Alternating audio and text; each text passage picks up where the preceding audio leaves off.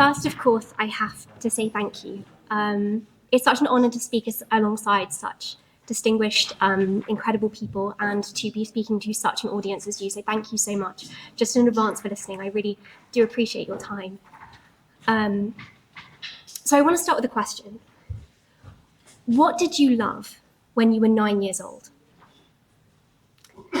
This was the year that I begged my parents for a microscope. The year that I attempted, kind of emphasis on attempted here, to write a novel inspired by the Mallory Towers books. And the year I taught myself how to edit rather terrible home movies on iMovie. When you are 9, you work and live without inhibition or expectation. You lead with curiosity, not with purpose, not with pragmatism, and yet, even though you don't need to, you still end up creating extraordinary things. Before this speech, I asked a few people here about things that they created when they were children.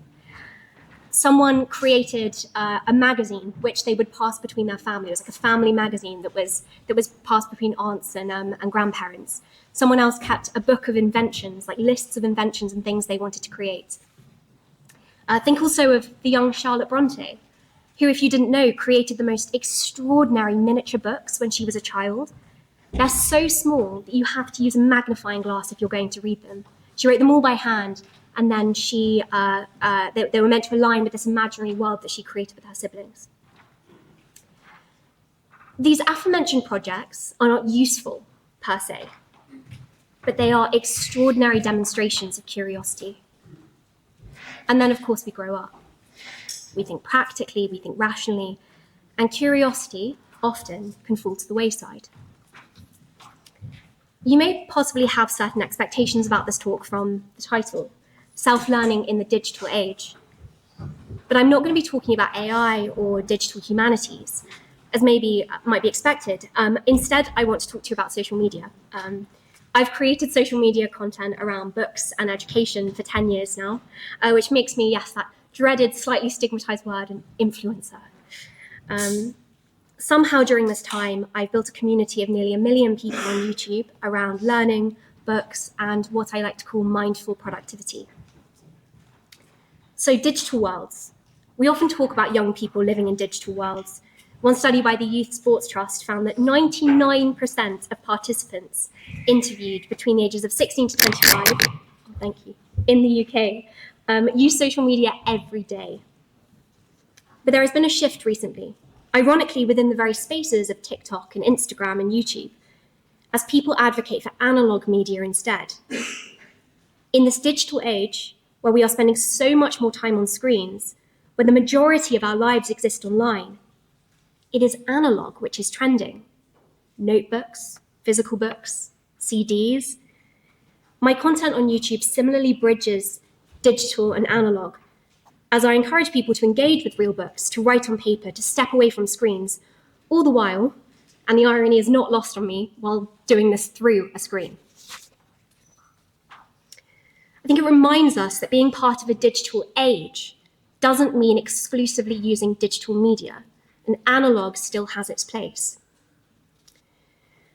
So I want to briefly backtrack 10 years to when I was 14 and started making YouTube videos.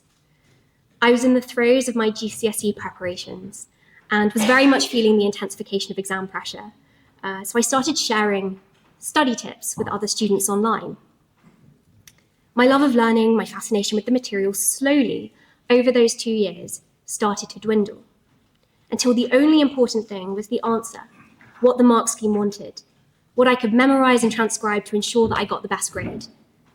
I remember that there was this one particular biology fact that I just could not get my head around conceptually, so I just memorized the words from the mark scheme, recited them back, got the marks, talk about filling the bucket, to use the famous analogy. When I finished my GCSEs, I knew something had to change. I wanted to return to that curiosity which I'd once led with. John Locke says curiosity in children is but an appetite for knowledge, and I'd lost that appetite. So I sought to regain it, to lead with interest. That summer, finally free from GCSEs, I made this whole notebook about the Great Gatsby and did the most random research project in tourism in Devon. These projects were not useful. They were the furthest thing from useful. They had no practical use, but crucially, they were interesting to me. I returned to that curiosity-driven love of learning which had been obscured, and inevitably, this affected the content I shared online. From that point, through YouTube, I've actively tried to encourage people to step beyond curricula, step beyond exams, step beyond pragmatism, and to return to the extraordinary creative curiosity which inspires so much of what we do when we are children. To remind us that learning truly is a joy and not contained to institutions of education. I use my platform today to encourage self-learning, to teach people about literary history, and to work with the Royal Family, Emily Dickinson Homestead, London Symphony Orchestra, V&A, to teach, yes, but more than anything, to demonstrate. Through my content, I try to demonstrate, to model how we can go that one step further. My primary goal online, the main thing I hope to encourage, is for people to be curious, and specifically, to become autodidacts. Autodidact. The term derives from Greek. Autos, meaning self, and didaktein, meaning taught, so literally self-taught. It's a contentious question, of course. Can someone be fully self-taught when invariably you are teaching yourselves from books and Google and may seek out support from a mentor, but the autodidact is self-directed in their learning. Self-directed. Historically, I'm most interested in female autodidacts, who without access to institutional education, self-guided their learning in the direction that most interested them. Mary Somerville, there's a college here at Oxford named after her, Somerville College.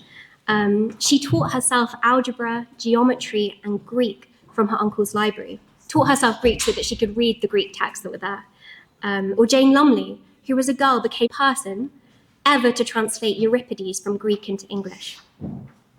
Learning here is the endpoint in itself. The very existence of these historic figures reminds us that we are curious creatures. Albert Einstein famously said, "I'm neither especially clever nor especially gifted. I'm only passionately curious." And fascinatingly, it is with the proliferation of AI and digital media that the autodidact has been trending online through the so-called personal curriculum, an online phenomenon which works as an antidote to exam-based learning, and which so many of my subscribers have started for themselves. Autodidactism is important because it leads with your own curiosity. So the personal curriculum. Back in July of 2024, when I finished my master's degree, I made my own curriculum, a university-style curriculum with new modules every month, which interested me. None of it has an end point apart from the joy of learning itself. And in the summer of 2025, this idea of the personal curriculum really started to trend online. There were 2.21 million searches on TikTok for personal curriculum setups on the 5th of September alone. In one day, 2.21 million searches. And this is a trend, points to the way that people want to learn, like your 9-year-old self, who learned something new or did a random project just for the sake of it. But this is also the digital age, where learning and efficiency go hand in hand. In an age where it's so easy to use AI, how can we cultivate a curious culture? Well, by ourselves being curious. I wanted to end this speech, I've just got just over a minute, on a practical note, something practical you can do to return to that curiosity that you held as a child. And that is this book here, this is mine, a commonplace book. Commonplace books were incredibly popular in the 17th century, and it's a place where you compile information into a notebook so that you do not lose it. Under headings, you have a heading, and then underneath you take kind of quotes and ideas that you've collected from different places. It's a way to be mindful of consumption in an age where we are consuming so much that it's hard to keep track of it all. And crucially, this book is the product of your own curiosity. We are living in the information age, an age where we can access pretty much anything in an instant. And of course, this is going to be overwhelming. A commonplace book is instead something you cultivate for yourself. It's not about the information, but rather about the process by which it is made. This book becomes an anthology of your interests, an extension of how you think. Robin Walden calls it a second brain. And as you look at these eclectic sources, flicking through next to each other, all under the same theme, all formed from your own curiosity, you start to draw connections, to innovate. Self-learning in the digital age is not about relying on digital content and AI. It's about staying in touch with our creativity and curiosity as information becomes increasingly easy to access. You cannot teach curiosity. You can only demonstrate it. So keep acting with curiosity yourself. Let your own interests, your own creativity shine through the projects that you lead, the work that you do. It's easy to dismiss the importance of curiosity, but your own unique approach and interests will always be important, both in impact and in influence. Thank you.